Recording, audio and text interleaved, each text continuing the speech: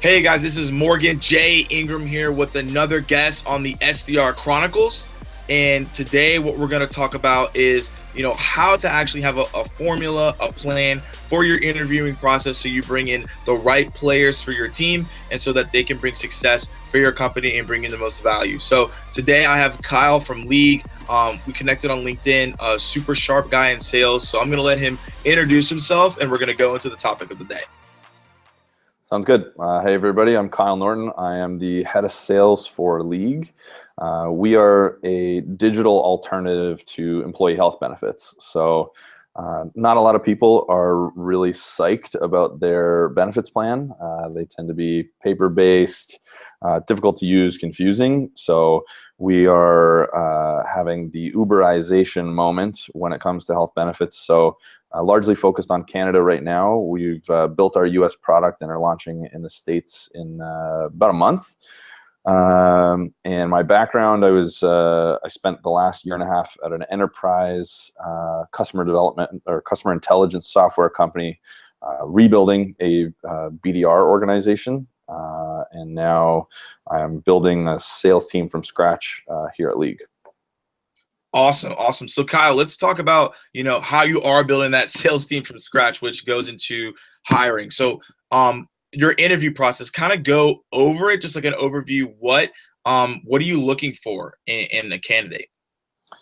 So we have two specific candidate profiles. I'll focus on the BDR profile for this conversation. So we have a scorecard of exactly what we want to hire on. And your scorecard is going to change depending on the organization. Certain products are enterprise in nature. You need a little bit more business acumen, a little bit more intelligence. Some sales organizations, it's transactional, high-paced.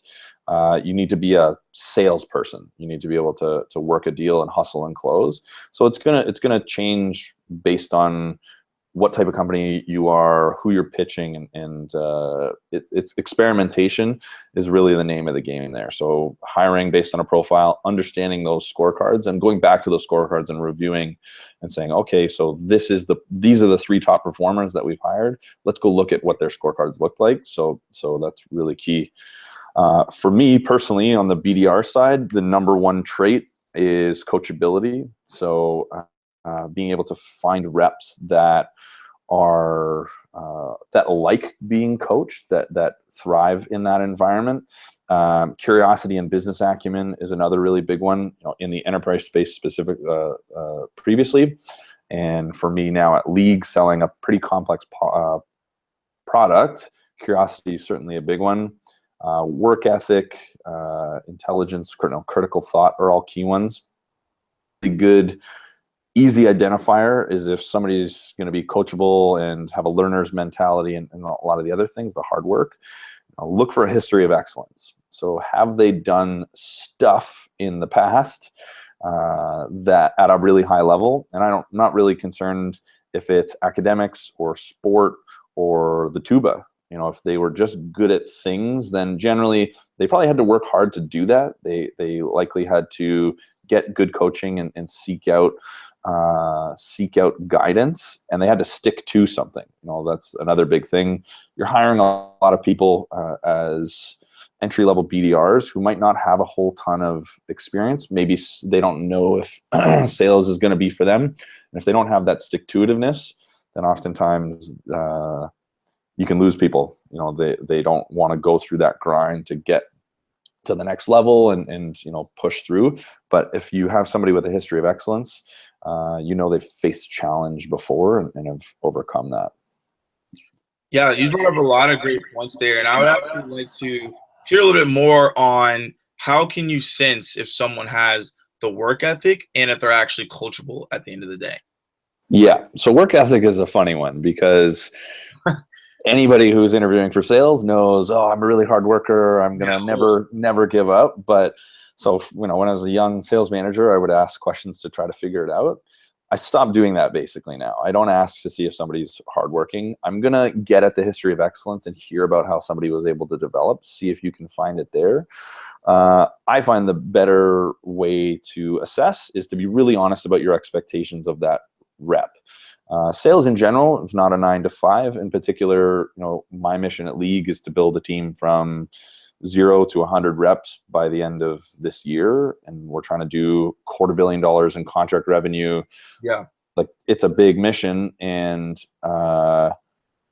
you got to be ready for it. And so I'm just very honest. I say, we all have a culture where we work hard, and you're not going to succeed unless you're willing to do that. And it's not for everybody. It's some environments are much more work-life balanced. This is not particularly one of them. My teams, I want to make it fun. Like I want to make the hard work fun, but I'm just really honest. And then people self-select out. You can really see the expression. Some people, when I tell them about this, they light up and they get excited about the fact that they're going to have a team around them that wants to go do something great and work hard. Some people get really like their eyes bug out of their head and they're like, oh, okay. And then even if you invite them to a following round, they're like, oh, I actually got another offer. So a lot of the time you can flip that selection process for hard work. Yeah, I think I actually like the way that you do that, is that you ask the questions that would basically reveal if they have hard work or not, instead of being like, are you a hard worker? Because I feel like that question, so no one's going to be like, hey, actually, I don't work hard, don't hire me. Because like that's just, you're going to say that you work hard, right? So I think that's super crucial. So going into that, what if someone is interviewing and they don't have sales experience and they don't have any industry experience, but they have as you said, the resume of they've been working hard, the resume of work ethic? Yeah, I'll always choose potential over experience. So give me the guy or girl who went to an awesome university, that got good grades, that was a member or a president of clubs or was on sports teams. Give me that person with 0 sales experience versus a person who has sort of a mediocre looking achievement background, but has been a BDR for a year. And I make that decision largely because I have a huge focus on training and development. I enjoy that. Like I love doing the work of being with the reps and helping them develop and learn. And we have a pretty sophisticated onboarding, training, and development system that we built here. My second management hire was a head of sales enablement.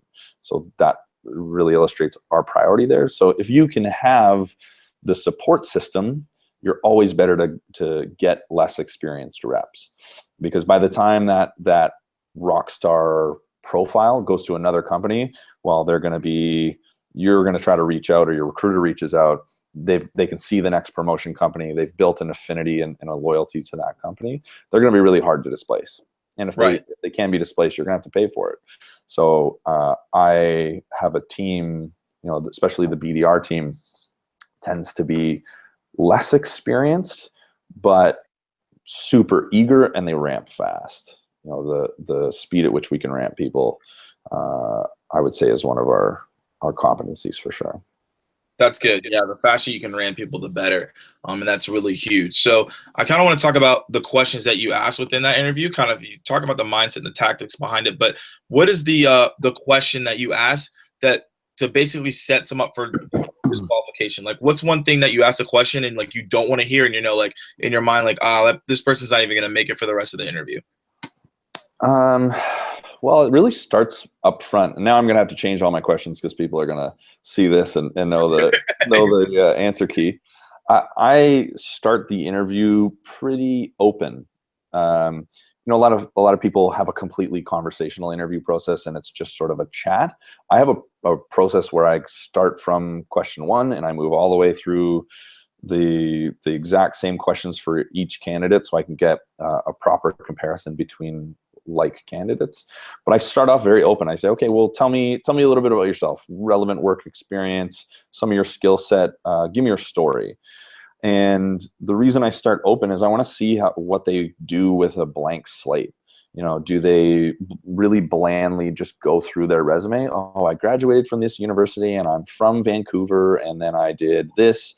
Or do they go in and start selling? Do they say, well, I did this and I achieved that, and I think my skill set lends itself to an opportunity at League because, on the job application and on the website, you're looking for this, this, and this. Like, you can really know what I want to hear and what we want to see as a company if you do your research online. So I start with a pretty open slate, and you can tell a lot I've learned over the years not to disqualify or make up my mind really early, but that would be certainly a key one. You know, why do you want to go into sales is another important one. What separates good to great, I think, is another really key indicator. Right. What separates somebody who's good in sales versus that top President's Club performer? And then it's funny because people answer this question and they'll say, "Oh, it's a person who provides value at all steps and is good at challenging a buyer, and they can take control of the prospect journey." And then when you ask them about their strongest strengths, okay, and tell me about your strongest strengths, they're talking about something totally different. Yeah. So you want to see how those things can map. But I try to not pick one question to make my on-off. I try to do it in a more holistic sense. And you look at the scorecard. So you're going to scorecard and say, okay, what was the coachability, curiosity, work ethic, critical thought, history of excellence? What are the scores there? What are they weighted? And then you get a more well-rounded picture. And I want to hire for a really strong strength. I don't mind if, maybe if your communication's still a little rough, or you didn't know what separates good to great. As long as you had other things that we can build around, I want to see a really strong strength versus a total lack of weakness. Yeah, so that kind of goes into my next question. If someone's more so all around than not locked in on one strength, would you choose that person who's just locked in on that one strength than someone who's all around? Yeah, especially considering what that strength is. Right. If they are clearly really, really smart and have done really well at stuff, but they don't give me great answers around the sales piece, we can work with them on that. So say I ask good to great and you focus on relationship building. Well, the science and the research would say that relationship building isn't one of the key performance traits, like going back to Challenger. And so say I got that answer, it's not really what I'm looking for. I want to hear, oh, well, it's about teaching the prospect something and being able to persuade and change their way of thinking and being a strategic deal manager. Like, I would rather hear those things, but that's not a DQ question, for example, as long as there's other things I can double down on. If you're really smart and you love to learn, there's a lot I can get over. Right. Yeah. Yeah. And I see the tangibles. I see the correlations of, like, hey, if you're willing to learn, if you're, hungry enough and you see that aptitude, of course, that person is going to be better to hire than someone who's maybe all around and like, I guess this is something I want to do. So I guess I would like to say, and you talked about this, is attitude more important to you than someone's skill set in the hiring process? I don't think you could really say one is more or less important. I would say attitude and culture is very important for us on a hiring criteria. I would say more important than most. Sales, it naturally lends itself to people with an ego. You'd have to admit that. And I'm very sensitive about that. Like, I don't want to build a sales organization of a lot of like machismo and like overly competitive bro attitude. I think that's fine for short term, but if you want to build people with like lifelong skill sets, they're going to be in your organization for a really long time. Finding people who are more oriented around lifelong learning and really prioritize that and have a team orientation, because sales is less about one person now more than ever. You need your SDR, then a BDR, then an AE, then a sales engineer, then your manager gets involved, and then I get looped in on big deals, and then we call my CEO in on extra big deals. So it's a lot of moving parts, and unless you can handle that, you're not going to survive in the long term. So I really want to see a positive attitude and somebody who loves to learn and maturity, some maturity and humility. If you're just like a total rock star, but I can tell you've got an ego and you're going to be a bit of a prima donna, I won't accept a skill set in the void of an awesome culture fit and an awesome people fit. Yeah, no, that's a love that answer. I think that makes sense. You know, you want people on your team that are bringing up the entire team and not bringing down the entire team, even though they are a high performer. So I guess my next question is that what have you seen the best qualities within the interviews? Like, what was that attribute that you saw within your top performers that when you interviewed them that you were glad that you saw that and that you saw that they were seeing success? Um, I think that learner's mindset is that growth mindset is certainly really important. Somebody who understands that challenge can be overcome with dedication, hard work, and focus Right. and coaching. You know, there's so many people over my years where you hire them, you're like, yeah, like I see the spark in them though. Maybe they didn't have the greatest communication. There's an example of a guy on my team, you know, was not the best communicator, but is like a passionate learner and loves selling and super bright guy. And now like he's, you know, strutting around the office and sounds smooth as silk and is a great, has you know, evolved that piece of his skill set tremendously. And same thing with other skill sets. You know, when you see, okay, well, this person might not have the same analytical skills to do it, but he's really relying on other people around him to round that out. Understanding that, okay, what are my strengths? What are my weaknesses? How can I improve my weaknesses? And having that growth mindset, having that learner's mindset to problem solve and invest in yourself and get that. I'm going to keep sharpening my tool set. And then in the long run, it doesn't matter if you've come from a background where you sucked at math and that wasn't a strong suit. You can figure that stuff out if you're dedicated to it. 100%. Yeah, the dedication and the curiosity to learn will always, you know, outbeat anyone because you're actually willing to actually learn the skill sets that maybe someone thinks they already know. You know, if you think that you know don't really know that much and you're always willing to learn, you're always going to outgrow everyone else. So I'm a wholehearted person that believes in that. So I also want to ask you the process. So like the interview, how does it look? Is it one interview and then like we're making a decision? Is it No. 5 interviews and we're making a decision? What's that look like for you guys at League? It's quite involved. So we're actually changing it a little bit to be more streamlined, to be more cognizant of the candidate's time and try to reduce the number of times they have to come to our office. But right now, so they'll come in for a first meeting with one of my sales captains, one of my sales managers.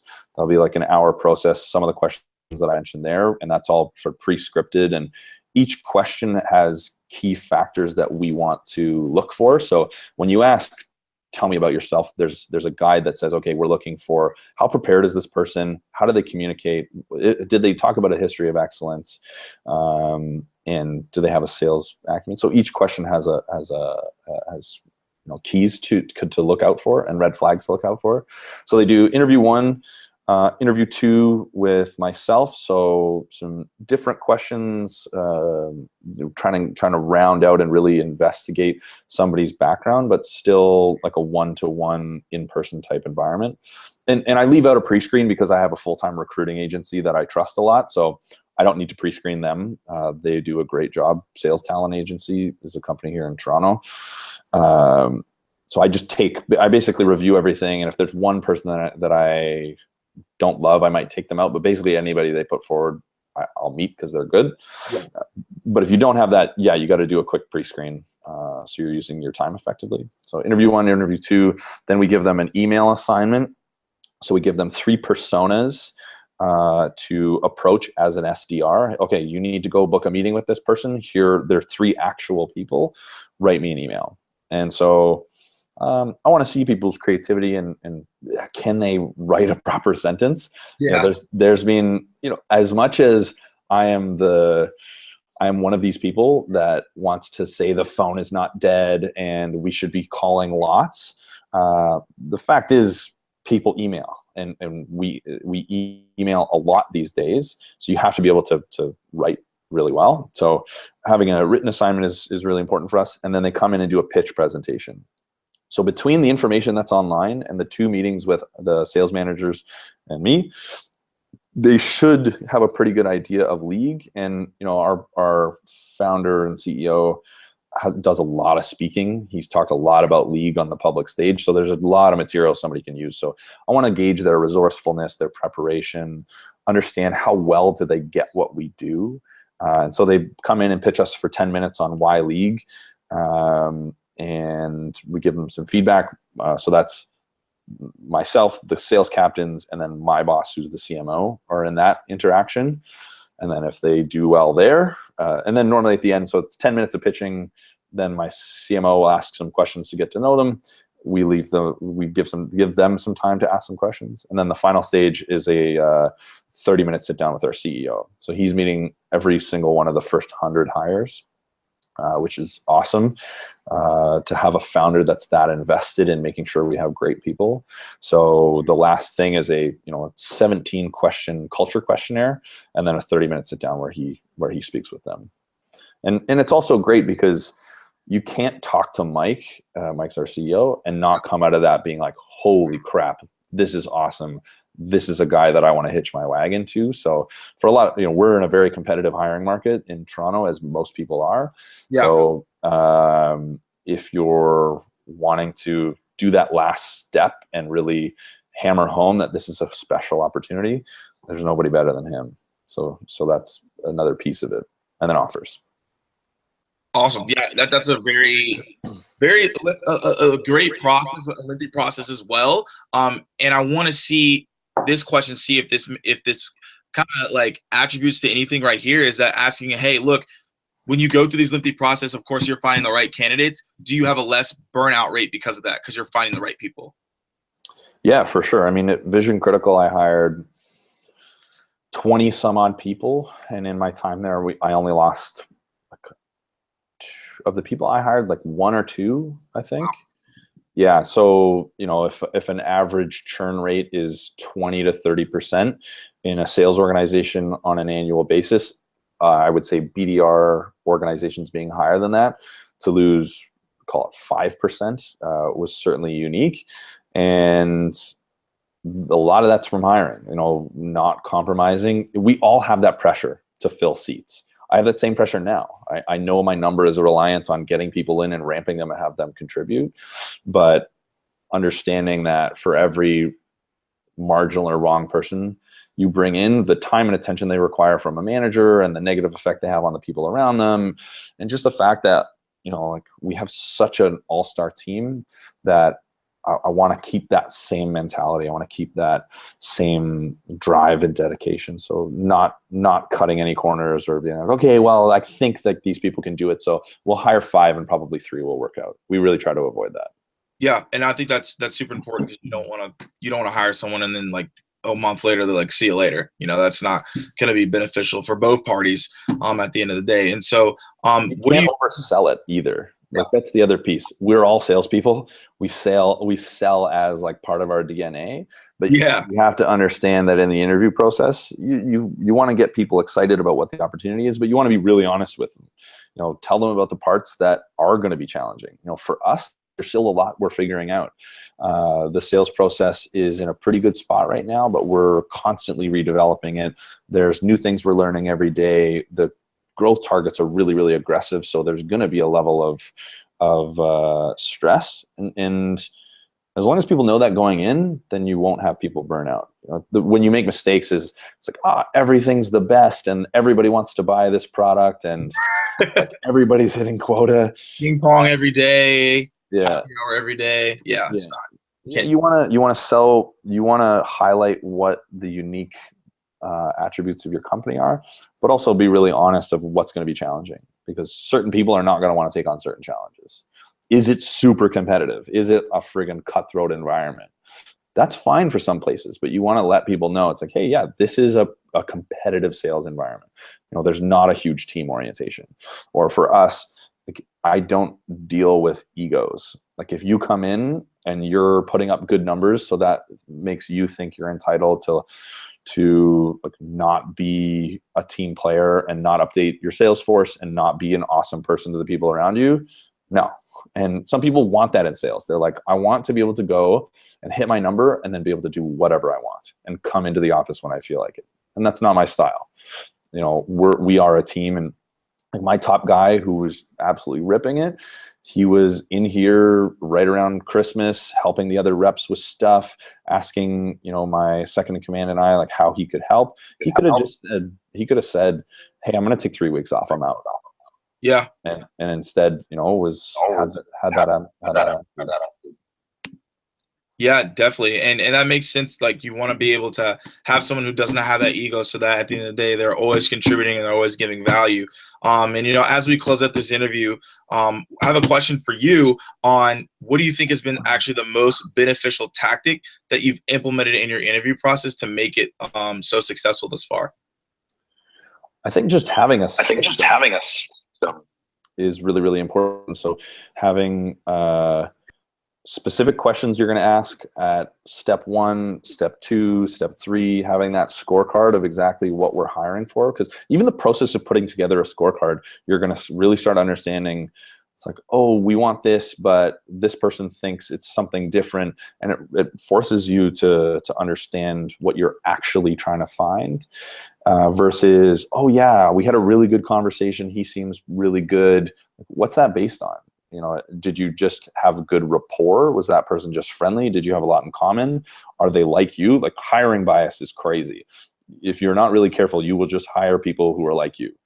Same background, same likes and interests. So by having a scorecard, you really hold yourself to that. And then having a rigorous process. Like we have a set sales cadence and a workflow and templates, and we A/B test. But then a lot of the time we don't apply that same rigor to hiring. We feel like for some reason, I'll just know. I'll just be able to tell. But it was a game changer for me when I made systems. And then when I taught people to hire, when I taught my 2 managers at Vision Critical the hiring system, all of a sudden they went from having very little interview experience. I've done hundreds and hundreds of interviews over my career, and they were doing a really good job. They were bringing me people and disqualifying people that they had really great reads on. So that process was that ramping of the 2 managers to be able to hire really effectively. That was all made possible by the system, by the repeatability. Awesome. Yeah, that's good to hear that there's scalability within the system and that other people can implement it and see success in it as well. So, as we wrap up this interview today, last question for you. What is the one piece of advice that you give to SDRs as they start their new role? First-time SDRs in a new role. It's going to be hard, but you can overcome anything as long as you're focused on learning. Don't focus on the shortcuts and the easiest ways to a SQO or an op or a pass. Focus on yourself and your skill set and be honest with yourself to say, I'm terrible at handling early interruptions and knee jerks. And so you go invest in figuring that out and just keep working on your little sales engine, your little machine. I need to be able to do really good research and then get people on the phone and then pique their interest and not get blown off.